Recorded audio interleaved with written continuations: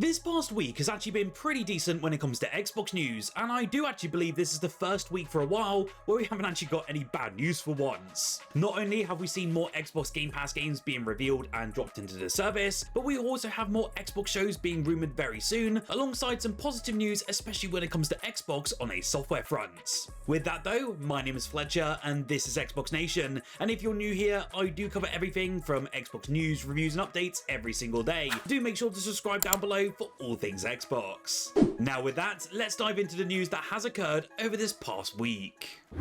This last week, we actually had an Idea Xbox showcase which ran on Tuesday and brought us some glorious games, including many Game Pass titles. However, this is not the only showcase that we're actually rumoured to receive before the end of 2025, if they are correct. According to Windows Central's Jez Corden, Microsoft has an Xbox partner preview event in line for this month, and Corden says that the show should arrive sometime within mid-November and was recently finalised over at Xbox HQ. As you can see, Corden does believe this particular showcase will focus on third-party titles of all shapes and sizes, rather than the small indie games we actually saw at the Idea Xbox showcase. It also looks like Xbox Play Anywhere titles will also be a major focus, with Corden hinting that pretty much everything at this new show should be Xbox Play Anywhere compatible. Of course, I will keep an eye on this as we move into November now, but it is looking like it could be a busy few months for Xbox showcases, especially as we have a developer direct, which should be expected this January. For now though, if you do want to check out all the games that arrived thanks to the Idea Xbox showcase, let me show you.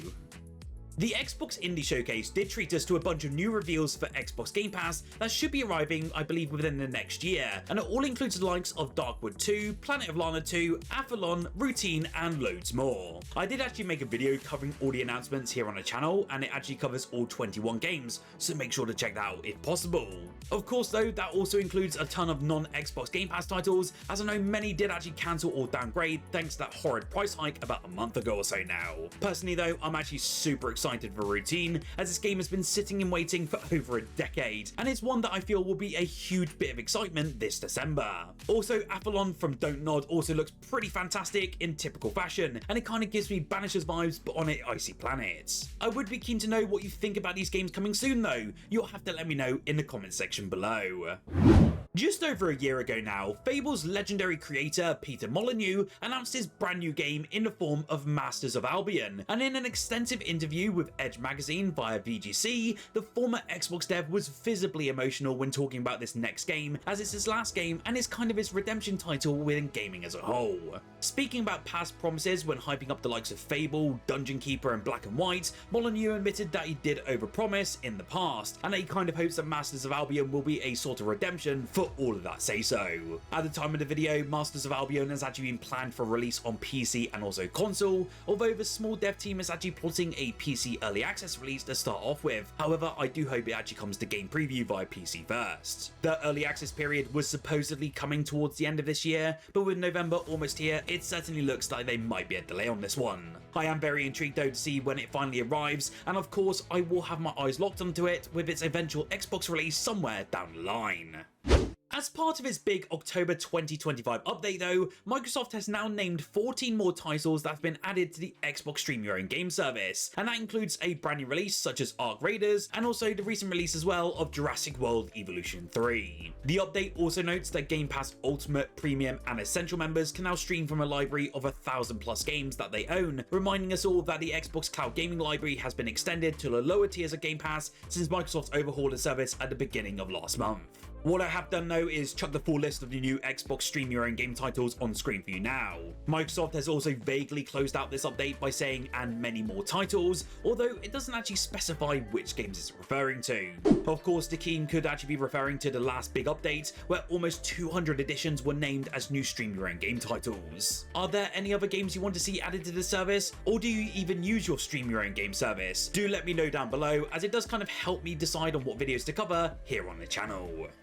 Back in August, it was actually confirmed that Microsoft and Avalanche Studios had officially stopped development on Xbox exclusive known as Contraband, and that's 4 years after the game was first revealed. In that 4 years, we'd practically seen nothing on this game and what it would actually look like, but now thanks to some early screenshots that have leaked, it actually showcases what some of the early UI would look like within the once planned Xbox adventure.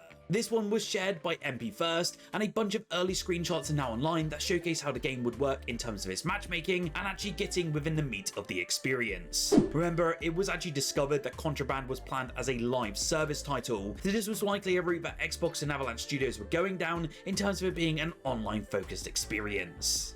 Unfortunately though, the game will never see the light of day now, and following the game's cancellation, the studio also confirmed that it closed its UK branch, and said that it was in light of current challenges to our business and the industry. Here's hoping that the Just Cause developer does find its feet again, and delivers another experience that all of us Xbox fans can really enjoy somewhere down the line. It was also recently noted as well that Just Cause 5 has essentially been confirmed to be dead in the water, and that was by the Avalanche founder, which to be honest, absolutely sucks as I'm a massive fan of this franchise.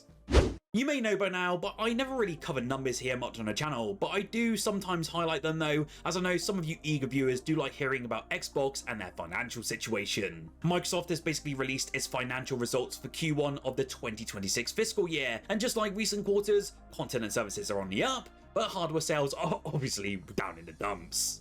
Microsoft has stated though that its content and services revenue increased by 1% year over year, while its hardware sales actually dropped 29% on the same time last year, which to be honest is a massive drop entirely. This has become a very common story though in recent years, as Microsoft does continue to shift away from its gaming focus from pure console sales. The whole sort of decline in first-party content also compares to the same time last year, running from July to September of 2024. Of course, first-party content this year was more heavily slanted towards the first 6 months of this year, where we had the likes of Avowed, Oblivion Remastered, Doom the Dark Ages, and everything else. And that also included the launch of Forza Horizon 5 over on PS5 with quite impressive results. As for hardware though, it's the same old story this generation with Xbox really. On top of that declining trend, Microsoft has basically made 2 additional hardware price bumps in the last few months, which is also likely to deter customers as Xbox Series X and S does continue to be slowly phased out as the generation moves on. For me, it's not really a surprise, and what we've seen so far, I have no doubt we might actually see a larger increase within content and services within the next quarter. And of course, that means that hardware will go even lower than we've ever seen before. Right, I have no doubt that I will be covering some Xbox Game Pass news as of tomorrow, so do make sure to subscribe down below so you don't miss that video. But what we've already seen and what we've already been notified by is the games leaving the service on the 15th of November. There are actually a total of 5 games set to leave Xbox Game Pass, and they're actually some pretty big hitters. Stalker 2 is the major one here, and it's set to leave a year after making its grand debut on the service. I'm actually really personally shocked that this one's leaving, especially as Xbox kind of funded the title for many years, and it kind of feels like a slap in the face of subscribers as they only recently finished a major update, bringing with it a ton of improvements and loads of bug fixes. Frostpunk is also another big name loss, although it has recently been replaced by Frostpunk 2, which isn't a big deal, and then of course Football Manager 2024 is of course being replaced by 26. Again, most of these games will be available though with a discount of at least 20% until they leave Xbox Game Pass in early November, and you may find some of them discounted by even more as we approach that 15th of November removal dates. I will obviously cover them in the sales videos as well, so don't forget to subscribe down below so you don't miss those videos, and of course again I will be covering all of the Xbox Game Pass news coming to us as of tomorrow.